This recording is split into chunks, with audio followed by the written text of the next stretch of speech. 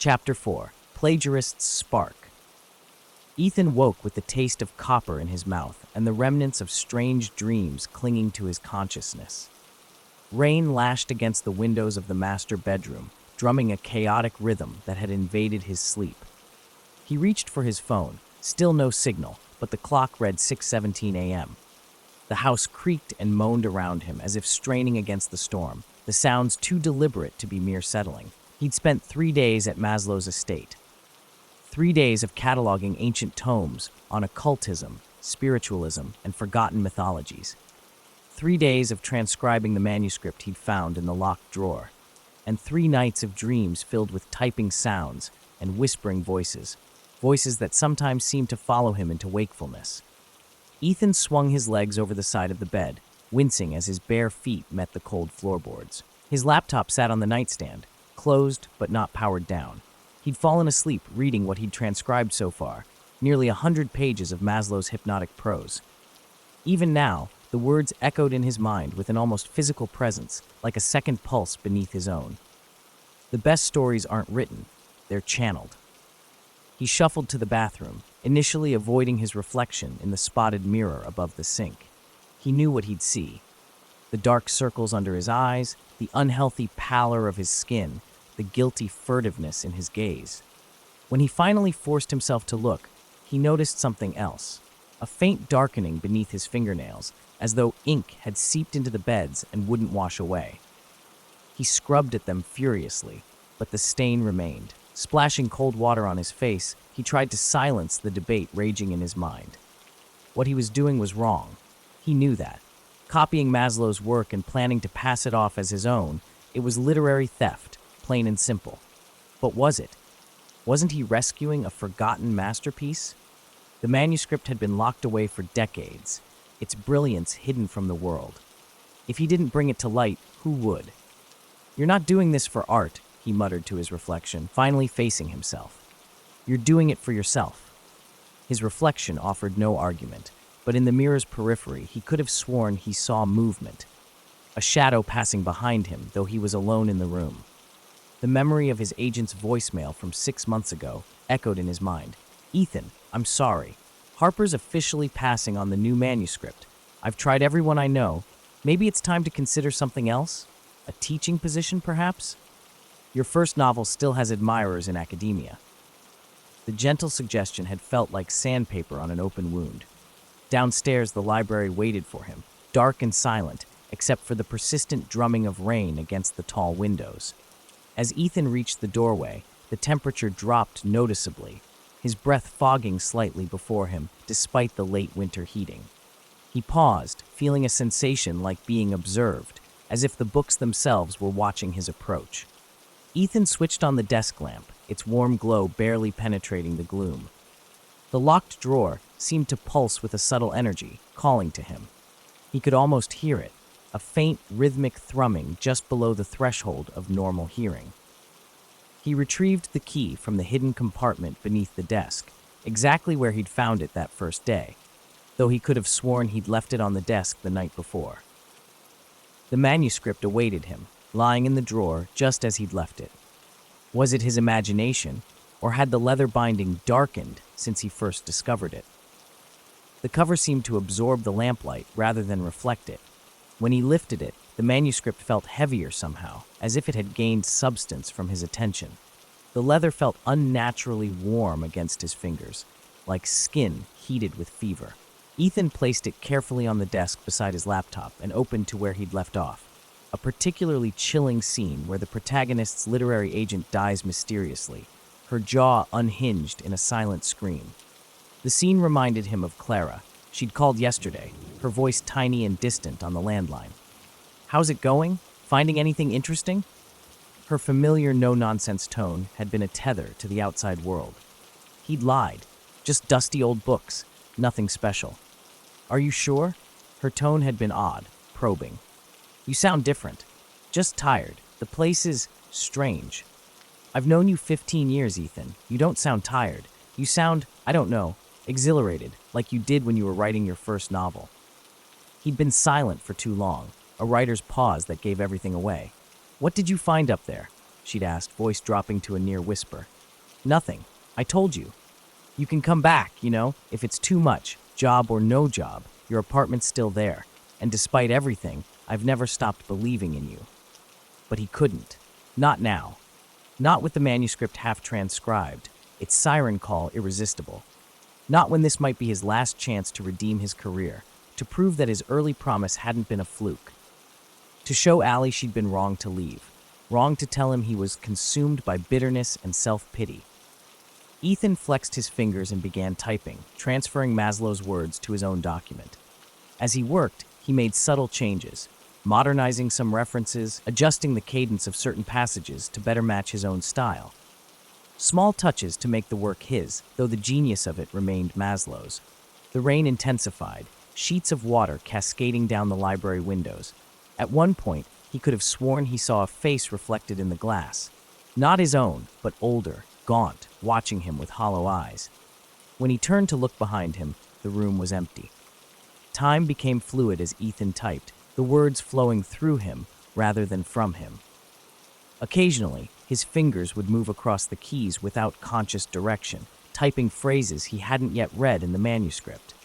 When he paused to flex his cramping hands, he noticed the dark stains beneath his fingernails had spread slightly, thin tendrils of black extending down to the first knuckle. The character in the manuscript, Morgan Chase, had just discovered that the deaths around him mirrored scenes from the stolen manuscript. The revelation was handled with such psychological precision that Ethan felt himself sympathizing with Morgan's horror and dawning realization. As he typed a particularly vivid death scene, the radiator in the corner hissed and sputtered, the temperature in the library plummeting until he could see his breath. A crack of thunder startled him from his trance-like state. How long had he been typing? His wrists ached, fingers stiff. The desk lamp flickered momentarily, and the shadows in the room seemed to deepen, to lean toward him with curious intent. On the wall behind him, the silhouette cast by his hunched form seemed wrong somehow, slightly larger, slightly misshapen, the head elongated as if it belonged to someone else. He glanced at his laptop screen. The document was now 152 pages long, far more than he remembered typing. He scrolled up, scanning what he'd written. Some passages he recognized, but others. "I didn't write this," he whispered, a cold knot forming in his stomach. He turned to the manuscript, flipping through its pages with trembling fingers. The handwriting remained as he remembered, elegant, controlled, deliberate. But there were new passages, scenes he hadn't noticed before. Or had they always been there, waiting for him to discover them? One paragraph caught his eye. A description of a man typing in an old library while rain lashed the windows, unaware that his every movement was being recorded on the page. The man's name wasn't given, but the details were unmistakable. His threadbare sweater with the hole in the left elbow, the coffee mug with the chip on its rim, the way his left eye twitched when he was tired. Ethan looked down at his sweater, at the hole in the left elbow. He hadn't mentioned that detail to anyone. The chip in the mug had happened yesterday, when he'd set it down too hard on the desk edge. He slammed the manuscript shut and backed away from the desk, heart hammering. This was impossible. The manuscript couldn't be writing itself, couldn't be recording his actions in real time. And yet, "Get a grip, Cole," he muttered. "You're sleep-deprived, letting this place get to you." From somewhere in the house came the distinct sound of a typewriter key striking paper. Then another, a steady rhythm that couldn't be mistaken for anything else. When he listened more closely, the sound faded, replaced by the persistent drumming of rain. He glanced at his watch, 3:22 p.m. He'd been typing for hours without a break, without food. No wonder his mind was playing tricks on him. He needed fresh air, needed to step away from the manuscript and clear his head. Ethan saved his document and shut his laptop. After a moment's hesitation, he returned the manuscript to its drawer and locked it, pocketing the key this time. The rest of the house felt oppressively silent as he made his way to the kitchen. The floorboards seemed to give slightly more than they should beneath his weight, as if the house had softened, becoming porous. He fixed himself a sandwich he didn't want and forced himself to eat it, staring out at the rain-lashed grounds. The trees bent in the wind like supplicants, their their bare branches clawing at the leaden sky. He thought of his apartment in Brooklyn, of the stack of rejection letters on his coffee table, of his dwindling bank account and mounting debts. The final notice from his landlord had arrived the day before he left. 60 days past due, final warning before eviction proceedings. Then he thought of what Maslow's manuscript could mean for him, the book deal, the critical acclaim, the vindication after years of failure. "It's just a book," he said aloud, his voice sounding hollow in the empty kitchen, words on paper. But even as he said it, he knew it wasn't true. The manuscript was something more, something alive in a way he couldn't articulate. It had hooked itself into his mind, its narrative weaving into his thoughts until he couldn't distinguish between his ideas and Maslow's. When he absently rubbed his forearm, he felt a strange sensation beneath the skin, a subtle movement as if his veins pulsed with something thicker than blood. Was this what had happened to Maslow himself? Had the manuscript consumed him too, driving him to his mysterious death? Ethan shook his head, banishing the thought. He was being paranoid, letting the gothic atmosphere of the house and the storm work on his imagination. The manuscript was brilliant, yes, but it was just a work of fiction. And finders keepers, wasn't that what they said? The rain began to slacken, and a sickly light filtered through the kitchen windows. Ethan felt a renewed resolve harden within him. He would finish transcribing the manuscript today. Then he would send it to Clara, not the whole thing, just the first 3 chapters. Enough to gauge her reaction. After all, what did he have to lose? His reputation was already in tatters, his career flatlining. The manuscript represented his only chance at redemption, at proving to himself and everyone else that he wasn't just another one-hit wonder destined for literary footnote status. The image of his ex-girlfriend Allie's face flashed in his mind. How she would look when she saw his name on bestseller lists, when she realized what she'd walked away from.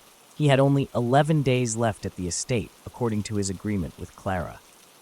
11 days to finish transcribing the manuscript and make his necessary edits before returning to Brooklyn. He'd need to submit something to Clara by then. His rent was due the following week, and Harold had mentioned offhandedly that another cataloger was scheduled to arrive after him. Time was running out in more ways than one. As he climbed the stairs back to the library, a cold certainty settled over him. He would claim Maslow's work as his own. He would ride its brilliance to the success he'd always craved. And whatever consequences came from that decision, well, they couldn't be worse than the slow death of obscurity. The library door stood open, though he was certain he'd closed it. The desk lamp glowed, illuminating his laptop, also open, though he'd shut it before leaving. Behind it, barely visible, was the outline of a seated figure that dissolved into shadow when Ethan blinked. On the screen, a new line of text blinked at the end of his document, text he hadn't written. The thief returns to the scene of his crime, unaware that every stolen word carves his fate in stone.